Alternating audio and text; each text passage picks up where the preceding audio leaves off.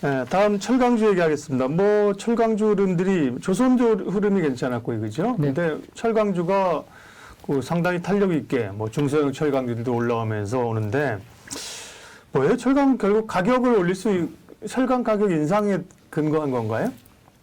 일단 뭐 철강 이야기하면 예전에 제가 강관 얘기를 한번 하셨죠. 파이프 말씀을 드렸잖아요. 그게 이제 그 조금 더 이제 부연을 드리면은 결국 이제 이번에 그 불가리아인가요? 뭐 그쪽 관련 러시아가 이제 가스 밸브 잠그고 루블화로 결제해라 막 이렇게 뭐 목리를 부리고 있으면서 이제 천연가스 공급을 안 하고 뭐 이런 이슈가 불거졌지 않습니까? 뭐 그건데 생각해 보면 이렇습니다.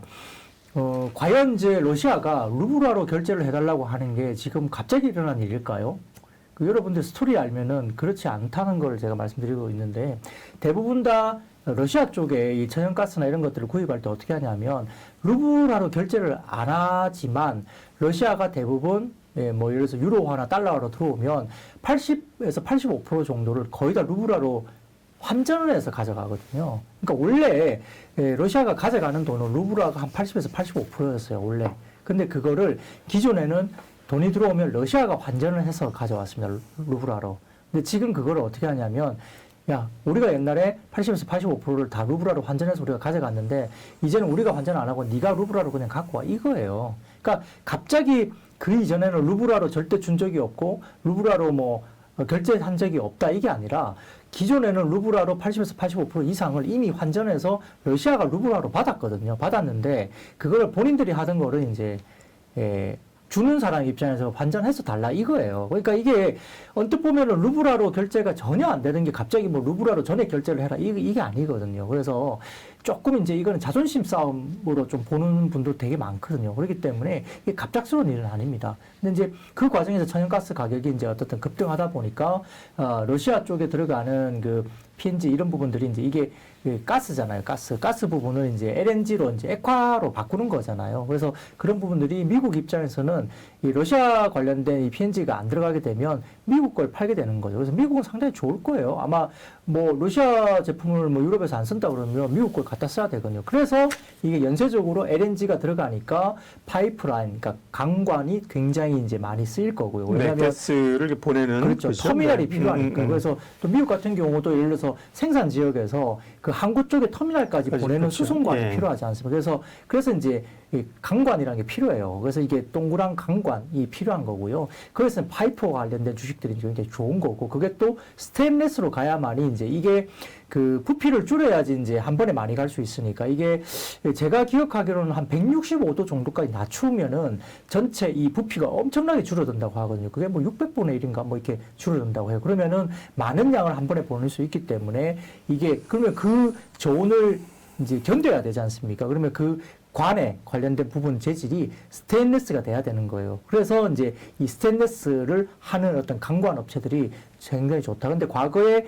대규모 이 강관을 이제 수출했던 회사가 뭐 세아제강이나 이런 회사들이 있는 거예요. 그래서 거기에 또 세아제강, 그다음에 종목들이 뭐 휴스틸 뭐 이런 종목들이 이제 강관 업체들이 이제 주가가 상당히 좋았던 뭐 그런 스토리가 있는 거죠. 그리고 이 터키라든지 뭐 다른 외부들이 이제 그런 터미널을 지금 이제 발주를 굉장히 많이 하고 있고 미국도 지금 이제 수출을 해야 되니까 아마 러시아 쪽의 PNG가 유럽 쪽에서는 이제 미국 쪽에 어떤 LNG로 다 바꾸는 작업을 하기 때문에 그런 부분에서 미국도 터미널 관련된 이 착공이 굉장히 많다고 합니다. 그러면 그 터미널을 많이 지어야 되니까 강관이 많이 들어가잖아요. 그래서 과거에 세아제강이 아마 자회사하고 같이 해가지고 조인트로 같이 들어가면서 아마 7조 정도를 아마 그때 그 수출을 했던 그런 이력이 있습니다. 그러니까 아마 미국 쪽에서는 강관을 아마 구할 때 한국 업체들에게 많이 구할 가능성이 높다. 뭐 이런 스토리로 되면서 이제 그 파이프 관련된 주식들이 주가가 오른 거고, 그러면 이제 어떻게 돼요? 미국에서 유럽으로 가야 되니까 육로는 가기 힘들잖아요. 그러니까 결국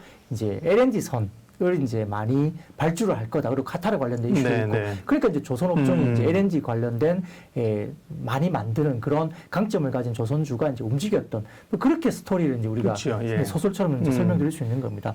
이제 그래서 이제 그런 부분들이 있는데 뭐 철강 관련된 부분들은 이제 오늘 상당히 좋았잖아요. 근데 이제 그 트리거는 최근에 포스코 홀딩스가 일단 깜짝 어닝 서프라이즈가 나왔습니다. 그래서 2조 3천억이라는 깜짝 잠정 실적이 1분기에 대한 그 부분이 나왔기 때문에 아마 해외 철강이라든지 그다음에 포스코 인터를 중심으로 해서 자회사들 실적이 너무 좋았죠. 그리고 3월부터 지주회사로 이제 포스코 홀딩스가 전환이 됩니다. 그래서 그 전환이 됐기 때문에 기존의 배당 수익이 기존에는 이 영업 외 이익으로 잡혔었는데요. 지금 이제 영업 이익으로 이제 계정이 바뀌게 됐죠. 그래서 25일 아마 발표가 이제 이미 됐습니다만 이제 상세 내용을 보면 그렇게 아마 될 거로 봅니다. 그래서 그런 부분들이고요. 제품별로 본다면 판재료, 판으로 만들어지는 어떤 제품보다는 아마 봉용강유, 그러니까 봉으로 되어 있는 그런 봉용강유가 상당히 양호할 것으로 보이는 상황이고요. 그래서 지금 2월과 3월에 제품 가격 인상도 있었기 때문에 아마 철강 가격 원자재가 올라가면서 아마 철강에 대한 가격 인상을 충분히 뭐 했던 거로 봅니다. 그래서 철근 수익성도 전년 대비해서 대폭 상향 조정되고 있는 상황이고요. 다만 이제 그 철강 관련된 주식 중에 세아베스텔 지주라고 있습니다. 이 주식은 아마 자동차가 최근에 생산 출하량이 좀 줄었죠. 뭐 실적은 좋은데 비싼 뭐 물량들이 많이 나왔기 때문에 실적이 자동차 업종이 좋았지만은 출하량이 줄었습니다. 그래서 자동차 생산량이 차질이 있었기 때문에 아마 기대치를 다소 하회하는 실적이 세아베스텔 지주는 좀 나올 수 있다 이렇게 보는 상황이고요. 고려아연 같은 경우도 상당히 조화 가능성이 있습니다. 비철금속 관련된 쪽인데 고려아연을 투자할 때는 이 가격보다는 뭘 보시냐면 TC라고 해가지고 재련 수수료라는 게 있습니다. 그래서 그 고려아연은 재련을 하는 회사거든요. 그러니까 원자재를 갖고 와서 재련을 해서 갖다 주는 회사인데 이 TC라는 재련 수수료를 봐야 됩니다. 그게 이제 굉장히 많이 올랐습니다. 재련 수수료가 아마 최근에 한 톤당 230달러까지 올라와서 아마 그 증가율이 전년비 71%나 증가를 급증했을 거예요. 그래서 TC가 급증하면서 고려아연도 좋다 이렇게 말이 되고 있는 상황이기 때문에 비철금속 관련해서도 이제 그런 종목들을 보시는 거죠. 그래서 그러면 이제 철강이 좋아지려면 이제 그거에 있죠. 일단은 그 중국 쪽에서의 그 아주 값싼 철근 제품이 많이 나오느냐의 부분인데 지금은 감산을 하고 있죠. 감산을 하고 있기 때문에 철강 제품에 대한 아주 저가의 제품들이 시장에 글로벌에서 많이 팔리지 않을 거다 이렇게 보는 거고 또 아까 말씀드렸던 중국이 이제 이번 봉쇄 조치 때문에 연간 5.5%의 GDP 성장률을 하려면 어떻게 되죠? 인프라에 대한 투자가 있어야 되는데 결국 이틀 전인가 중국도 대규모 인프라 투자에 대한 이슈를 계속적으로 내고 있는 상황이에요. 그래서 아마 이런 부분에 대해서도 아마 중국 쪽의 인프라 투자는 굉장히 강력해질 가능성이 높다. 그래서 경기 우려가 조금 어느 정도 상쇄를 하려면 결국 인프라에 대한 투자를 강력하게 한다는 점에서는 중국 정부의 경기 부양 조치가 강조되면서 철강 관련된 업종이 센티멘트가 좋아질 수 있다. 이렇게 보는 거고요. 그래서 코로나 봉쇄 조치가 만약에 2분기까지 아주 장기화되지만 않는다면 그렇지만 않는다면 철강 관련된 종목들은 2분기까지 실적이 굉장히 좋을 거다. 이렇게 보는 거고요.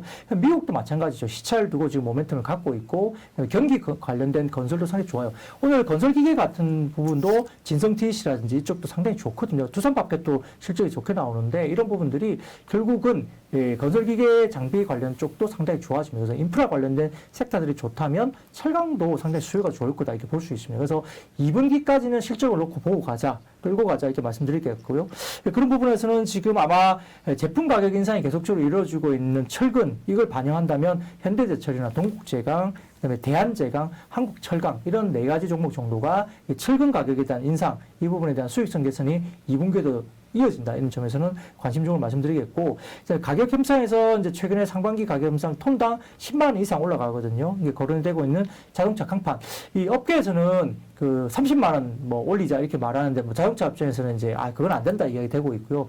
작년 같은 경우는 하반기에 톤당 5만 원밖에 안 올렸어요. 그러니까 자동차 쪽도 그리고 조선 후판도 이제 아마 올라갈 텐데 자동차 쪽에서는 뭐 10만 원 올리자 뭐 저쪽에서는 이제 회사는 30만 원 올려달라 뭐 이렇게 이야기를 하고 있는 거거든요. 줄다리가 하겠지만은 아마 최소한 10만 원 이상 그리고 뭐 15만 원, 20만 원까지 올라갈 수 있습니다. 그러면은 현대제철이라든지 포스코 홀딩스 이런 종목들은 아마 가격 인상이 조만간 자동차 쪽도 있을 것 같습니다. 그리고 아이언 벤치마크 관련된 재련 수수료 TC라고 하는데 이게 아까 말씀드렸던 톤당 230달러까지 올라온 게 작년 대비 70% 이상 급증하고 있기 때문에 고려 아이언도 조금 더 꾸준하게 좀 더 끌고 갈 가능성이 높다. 그게 이제 TC 수수료가 올라간 거는 2분기에 본격적으로 반영됩니다. 그래서 2분기 숫자까지도 고려아연이 좀 좋다 보시면 될 것 같고요. 그래서 지금 고려아연이나 영풍도 아마 그 관련된 TC 관련된 영향을 받습니다. 그러니까 고려아연, 영풍 이 정도까지 관련주들은 좀 지켜볼 필요가 있겠고요. 근데 이제 주가 움직임들은 뭐죠? 이게 센티가 좋아지면 꼭 보면 시장의 유동성이 좀 제한돼 있고 그다음에 시장의 지수도 좀 제한되다 보니까 약간 뜬금없는 중소형주가 급등을 해요. 그렇죠. 예. 예. 그러니까 지금 말씀드린 종목들은 펀더멘탈리 입각한 상당히 실적이 좋아지는 정말 좋아 보이는 종목들인데 또 움직임을 보면 이런 종목들은 뭐 예를 들어서 2, 3% 정도 올라간다면 조금 관련이 없는데 중소형주 중에서 무슨 제강 뭐 이렇게 붙어 있으면 뭐 10%, 20%뭐 상한가 이렇게 갈 가능성도 있어요. 그래서 그런 현상들이 오늘도 아마 좀 그런 현상들이 좀 있었던 것 같은데요. 근데 제가 언급드린 종목들은 실적을 기반으로 한 밸류에이션 매력도가 있고 충분히 우리가 이제 다치지 않을 수 있는, 만약에 올라갈 때 조금 덜 올라가더라도 다치지 않을 수 있는 종목으로 제가 말씀드린 거고, 주가의 움직임은 조금 상관이 없지만 무슨 제강, 무슨 뭐 이렇게 이런 종목들이 뭐 상당히 좀 이렇게 시가총액이 작은 이런 종목들이 뭐 급등세가 혹시 나올 수도 있습니다만 뭐 글쎄요, 그걸 뭐 트레이딩 하라고 제가 말씀드리기 좀 어렵고요. 그런 종목들은 이 중심적인 어떤 펀더멘탈은 아니기 때문에 그렇지만 아마 조금 수급이 쏠린다면은 또 그런 쪽은 좀 더 아래 위로 올라갈 때도 그리고 내려올 때도 아래 위로 변동성이 좀 커질 수 있다 좀 말씀드리겠습니다.